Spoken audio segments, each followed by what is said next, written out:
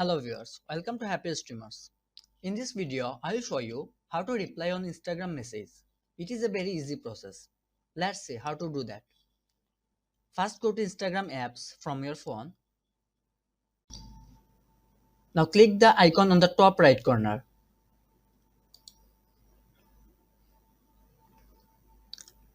Now you will see all your messages on here. Click the message you want to reply.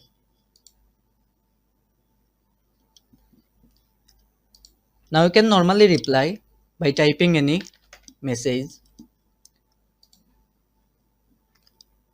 Now you will see your message has been sent to that person. You can also send voice message by clicking this microphone icon, and also you can send images by clicking this gallery icon. It will open your gallery and you can select any image and click send.